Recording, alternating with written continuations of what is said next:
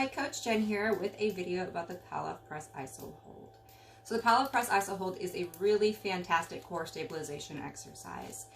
It is a full body exercise because we are standing, so you have to use all of your stabilizing muscles throughout your whole body, but it does really focus on the obliques, anterior core, as well as those deep stabilizing muscles in your pelvis, in your lumbar, spine, scapula, and shoulders. So in order to do this exercise, we are going to need a resistance band, or you can use a cable column if you are at a gym and have access to that. The resistance band is going to dictate the tension that you're able to get. So the easier the resistance band, the less tension, and harder, obviously the harder the exercise. So you want to find a good anchor point that is about chest high. When you do choose your anchor point, make sure that it is able to resist the tension of you pulling, because you don't want to end up on workout fails video. Some things that work really well is if you loop your band around a doorknob and then shut it through the door. Just make sure nobody opens it while you're working out. You can loop it around a stair banister, a table leg, anything that you can get that band around that's not going to move around. You can always do this exercise also on your knee, which I'll talk about in a little bit, in case you don't have something that is chest high. So after we got the band in, we are going to stand perpendicular to the band with it in our inside hand, so the hand closest to the anchor point. And you're going to come out so that you start to feel a little bit of tension in the band, not a whole lot yet. We're going to get a nice stable base, really grip the ground. You're going to activate your quads and your glutes, but you're still going to keep your knees and your hips a little bit fluid and a little bit lax. We're going to go ahead and brace our core.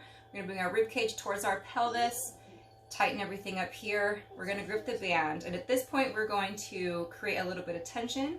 We're going to roll our shoulder blades back and down and squeeze them together. At this point we also want to lock in our lats and make sure that our shoulders stay nice and tight in their sockets. So this is benchmark number 1. So at this point you should be able to feel some tension, and you can move out, move in to release. Now if you're good here, where it really becomes a truly great exercise is when we start to extend. So when we extend here, we have to fight that rotation to the side. So here we need to really activate those core muscles, especially our obliques here.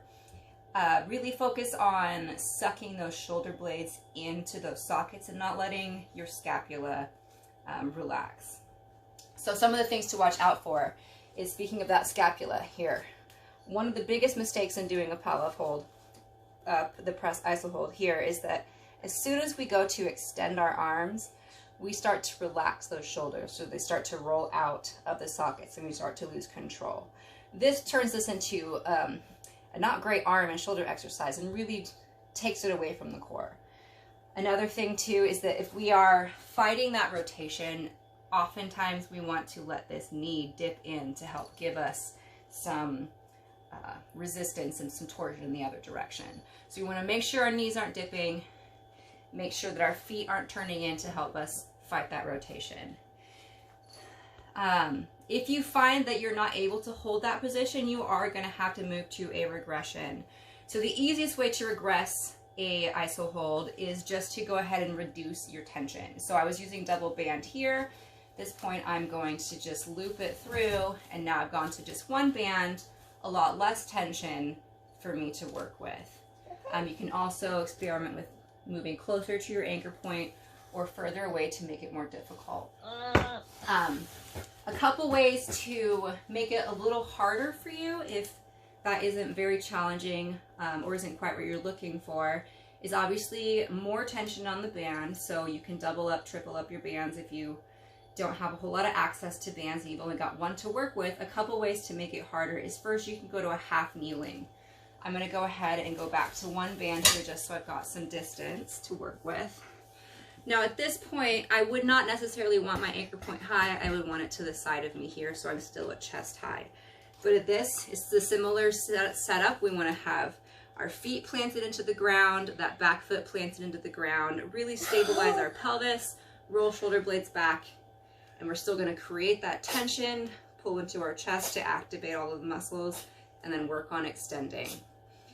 So then from the half kneeling, we can go to double kneeling. What this does is it reduces the lower body activation, which is going to put a lot of the focus onto those core muscles. If all of those things are still not quite enough for you, and you need a bit of more of a challenge, some things that you can add in addition to those is that we can take, with our press, you can add an overhead. You can add circles like stirring the pot. So you would be going circular direction, opposite direction, clockwise, counterclockwise. You can draw shapes, you can draw letters. All those types of things are going to make it a little bit more challenging if you don't have access to a fluctuating weight stack. Oh, and the last thing is you can also do a squat. So if you come down to a squat and do it with the tension, that will make it a lot more challenging as well.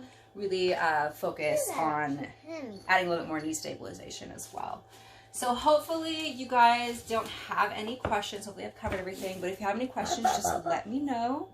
If there's something that you want to see added to your programming, just let me know that as well. Hope you guys have a great day.